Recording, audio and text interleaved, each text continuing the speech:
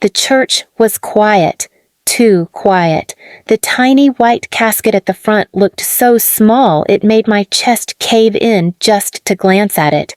My hands shook as I held the folded program, my eyes swollen from nights of crying that had stolen whatever strength I had left. My son, my only boy, had been lowered into the ground before he ever had a chance to live. And even in death, the ones who should have stood by me weren't there.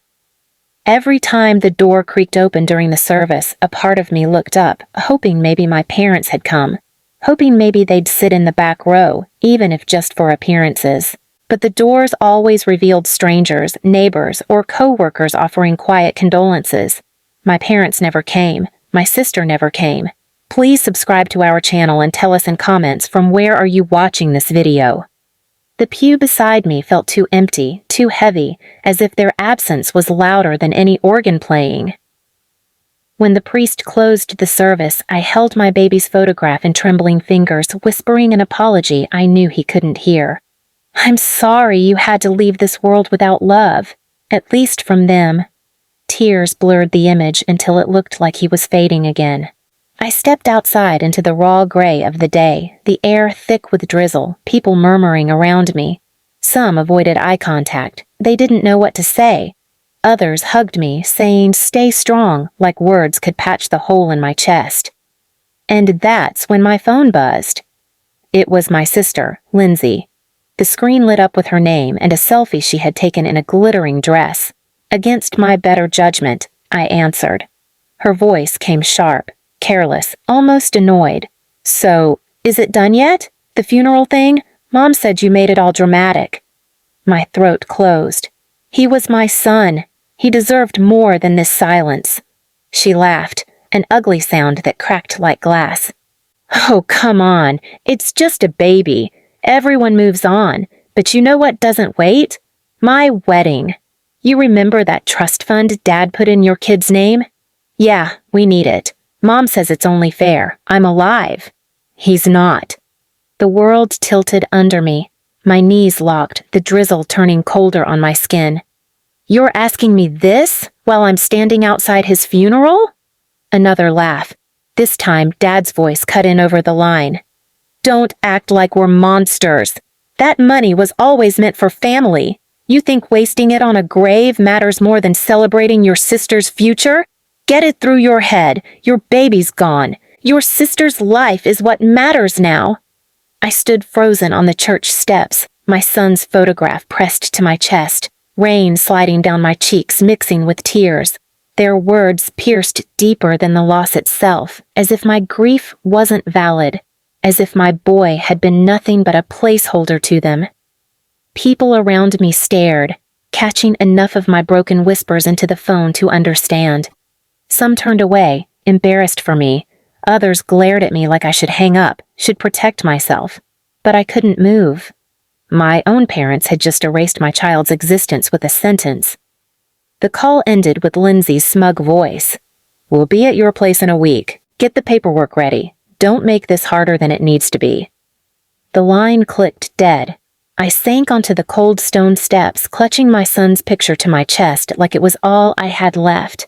And in that moment, something inside me twisted.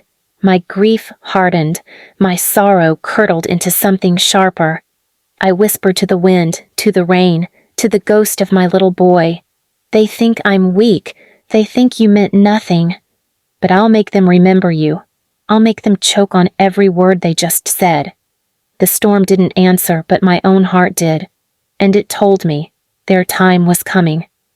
The week dragged like a knife over raw skin. Each night I fell asleep with my son's photo clutched in my hands, waking in cold sweats from dreams of his cries, only to remember there would never be another sound from him.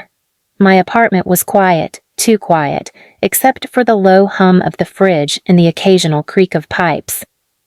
But silence didn't last. The 7th day came, and with it, the pounding at my door. I opened it to see them. All three, standing there as if they owned the place. My mother in her fur coat despite the mild weather, my father with his gold watch glinting under the hallway light, and Lindsay holding a stack of wedding magazines like she was starring in her own reality show. Mom didn't even wait for me to invite them in. She brushed past me, wrinkling her nose as if my apartment was beneath her. God, Emma, you really live like this? No wonder you couldn't keep a husband. Or a child. Her words were a dagger shoved between my ribs. I gripped the doorknob so hard my knuckles turned white, forcing my legs not to buckle. Dad stepped in next, his voice booming like he was delivering a business lecture. We don't have time for dramatics. We're here for the paperwork. The trust is under your control, but let's be clear. It belongs to the family.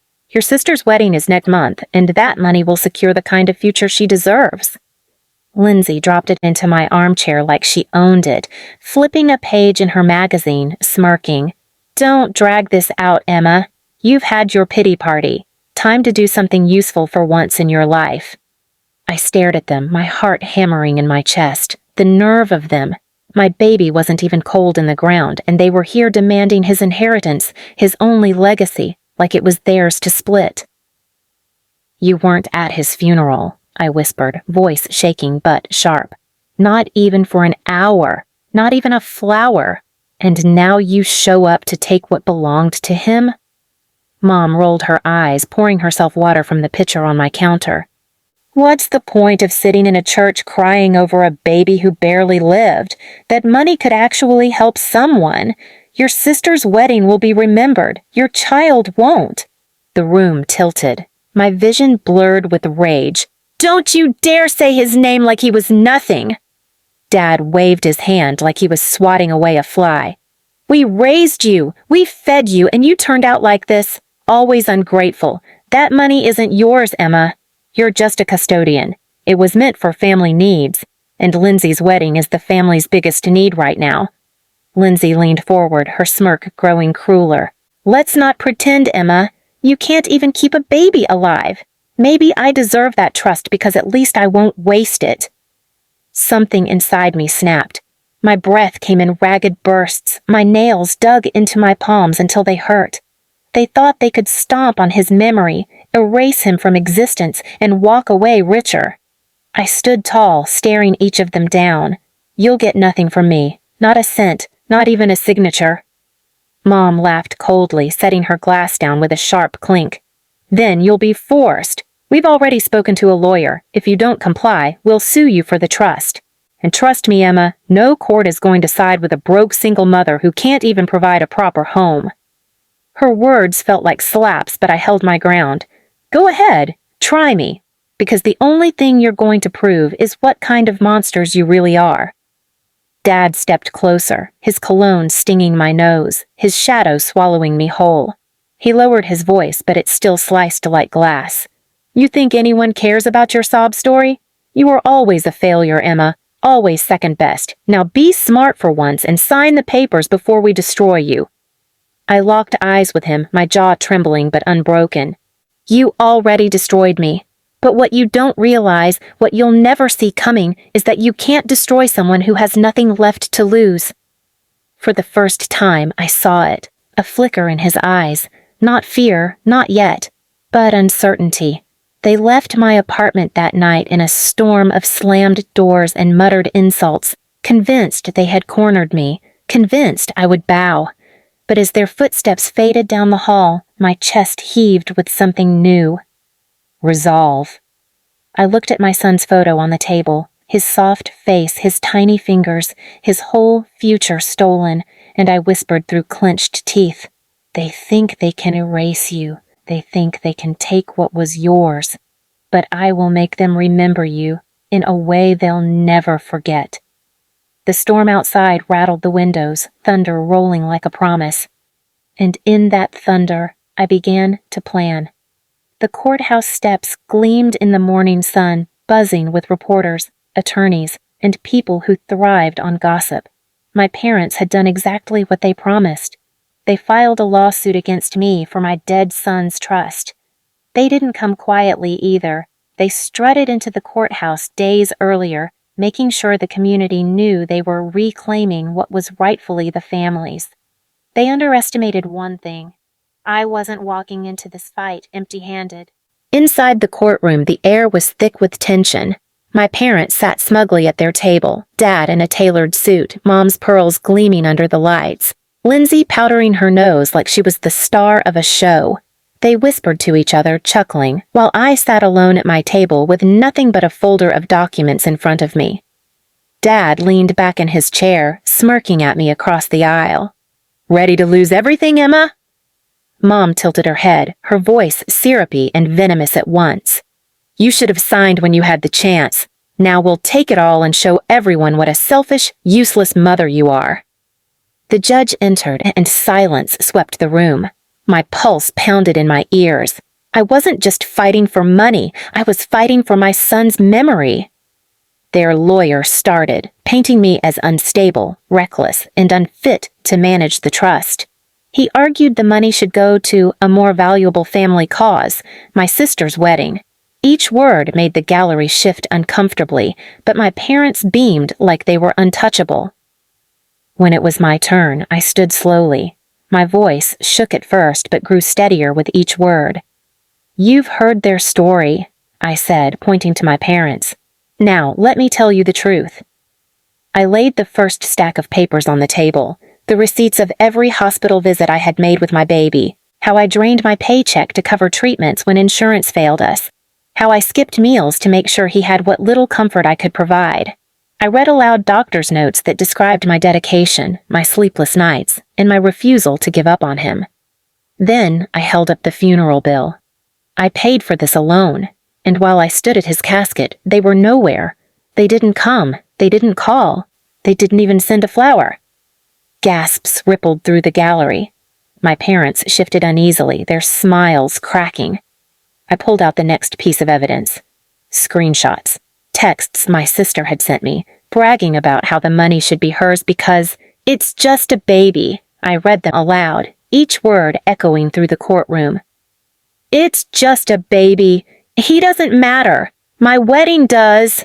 Lindsay's face went pale. Mom hissed under her breath, "Emma, stop this right now." I didn't stop. I showed bank transfers proving they had used family funds before, for gambling, for luxury trips, for Lindsay's shopping sprees. And then I turned to the judge, my voice breaking but strong. My son didn't get to grow up. He didn't get to breathe long enough to defend his own name. That trust was his, and now the only thing left of him is what they're trying to steal. They erased him in life. They skipped his funeral and death.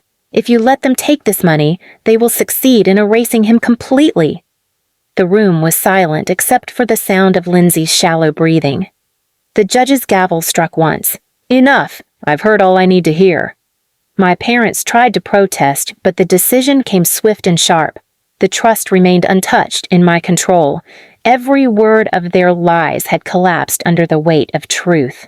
The gallery broke into whispers, many shaking their heads at my parents. Some even muttered, "Monsters." Dad slammed his hand on the table, his face red. "You'll regret this, Emma." I stood tall, my hands no longer shaking.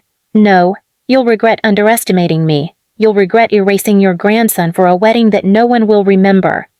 Mom lunged forward, but people in the gallery pulled back from her like she was poison. Lindsay's mascara ran down her cheeks as she whispered, "This wasn't supposed to happen." I walked out of that courthouse with my son's photo clutched in my hand, my head high. Behind me, my parents faced not just the loss of their lawsuit, but the loss of their standing in the community. No one applauded them anymore. No one cared for their excuses. Outside, the cameras swarmed. Someone asked me, "How do you feel, Emma?" I looked into the lens, my eyes sharp, my baby's face pressed against my chest in the photo. I feel like my son finally got justice, and I feel like they'll never escape what they've done. For once, the storm wasn't on me, it was on them, and it would follow them forever. Please subscribe to our channel and tell us in comments from where are you watching this video.